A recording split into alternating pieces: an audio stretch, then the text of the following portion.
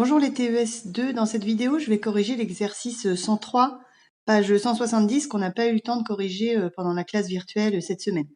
Donc en fait c'est pas un exercice très difficile, mais il faut surtout bien comprendre l'énoncé, c'est là qui est la difficulté, mais pas très difficile en termes de notions mathématiques.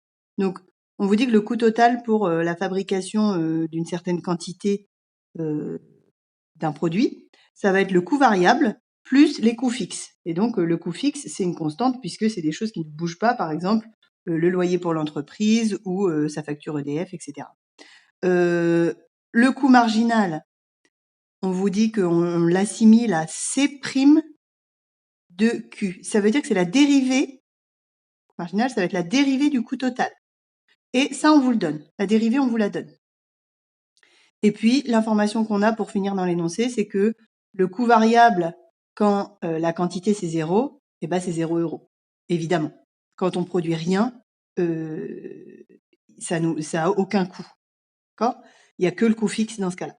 Et donc, on vous demande trouver le coût total pour la certaine quantité Q en fonction de la quantité Q et du coût fixe. Donc, en fait, dans mon expression, il ne faut plus que j'ai le coût fixe et puis la quantité. Donc, comme on a la dérivée, pour trouver C de Q, alors en fait, la quantité Q, on aurait pu dire X. C'est exactement la même chose que la variable X. Donc, dans votre tableau des primitives, vous pouvez tout remplacer par des X, si vous voulez. Donc ici, on cherche la primitive. Donc, ça va faire 300 fois, vous cherchez une primitive pour Q au carré. Donc ça, vous cherchez, c'est Q puissance 3 sur 3. Alors en fait, ici avec les x, une primitive pour x au carré, c'est x puissance 3 sur 3. Regardez à la ligne x puissance n pour trouver ça. Ensuite, moins 200 fois, vous cherchez une primitive pour q, donc pour x si vous préférez, qui est x au carré sur 2, une primitive de x, et puis plus une primitive de 50. Là, ça va être 50 fois x. Parce qu'en fait, le 50, on pourrait imaginer que c'est 50 fois 1, ici. Et donc, 50 fois la primitive de 1 qui est x. Si vous redérivez ça, vous allez bien tomber sur la dérivée qu'on vous a donnée dans l'énoncé, qui représente le coût marginal. Et puis, il ne faut pas oublier à la fin que si on veut toutes les primitives, ça va être à la fin plus une constante. Et cette constante, ça va être exactement le coût fixe. Voilà pour la constante. Donc là, on a déterminé le coût total, bien en fonction de la quantité. Alors du coup, j'ai marqué x comme j'ai dit x, mais ici, c'est q. Voilà. Donc en fonction de la quantité et en fonction du coût fixe. Deuxième question, on vous donne une indication pour pouvoir déterminer le coût fixe. On sait que si on produit 20 unités de ce produit, ça va nous coûter, en coût total, 901 000 €.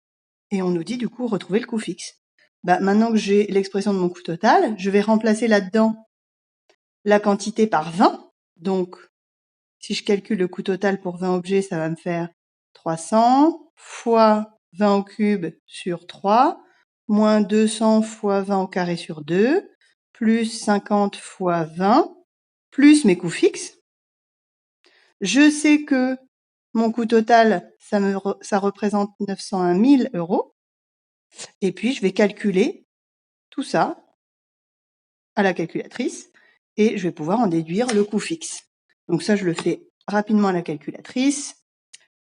Donc 300 fois 20 au cube divisé par 3.